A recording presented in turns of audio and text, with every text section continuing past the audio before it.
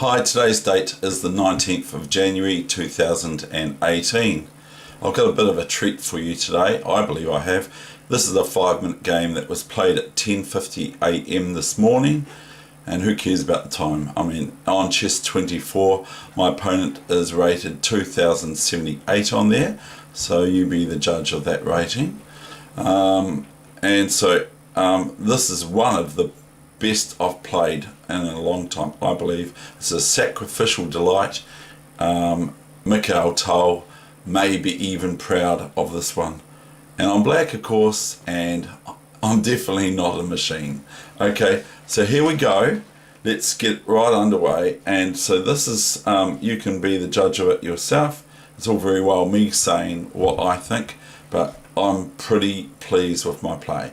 E4, E6 is probably false. The time and odd variation in the French defence, and Bishop E7's the way that I've mostly dealt with it, but sometimes I make the mistake of playing 2 D5 and then I have to take back with my queen because I can't take back with the pawn.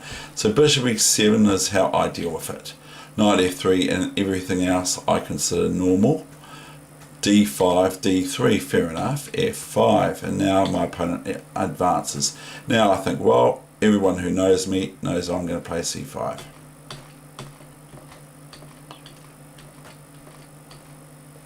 So here, I play G5 here. Now this is really, one reason I'm playing G5 is so that I can give my knight a square to H6, and so I can start developing my knight to H6 and knight F7 and starting to eye up the pawn on E5, which, as previously shown in other encounters in the same sort of situation, I've been fruitful in gaining the E5 pawn. So I go knight H6, so this can swing back to knight F7 to overprotect my G5 pawn, which is very important because that's the bastion of my kingside defense. If I lose that, it's not very nice. So here I'm just threatening twice the pawn on E5. I'm not sure that I would actually take it yet because it might just be a bit too premature. I castle here, not worried about what happens next because it's 5 minutes, so anything can happen. F4. So here I'm faced with, okay, what am I going to do? I'll go bishop d7. I've got to think quickly on my feet, and then knight f3 comes around, so that's okay. I just go bishop e8 with sort of horrible ideas for white's queen on h5.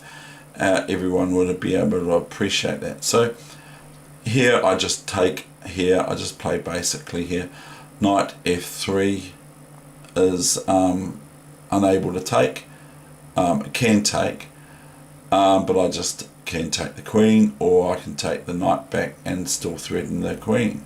So anyway, queen h4 came, so my opponent's not playing equal to my sort of aggressive style. h4, look at this, all coming at me. e4, but who's going to be first?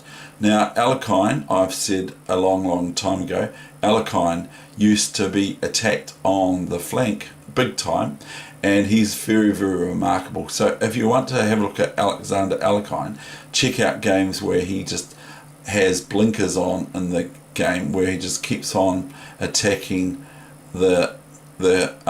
attacking in the center when his king's been attacked terribly.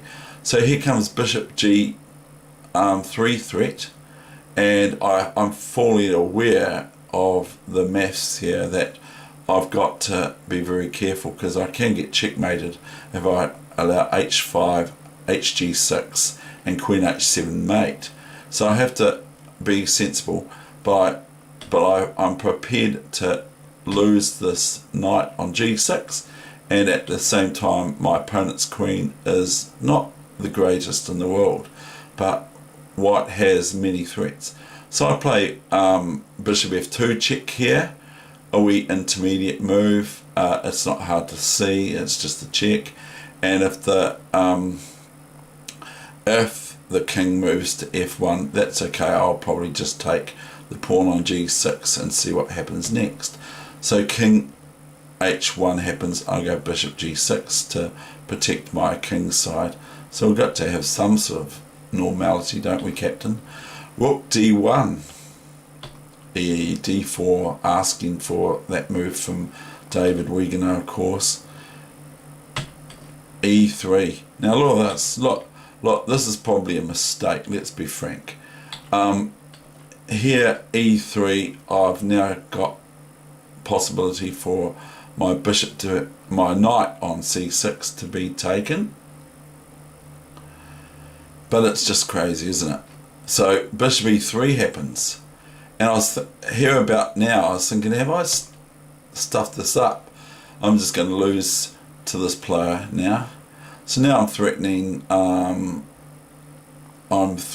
am I threatening? Why doesn't white now just take the knight on c6 and probably be a piece to the good?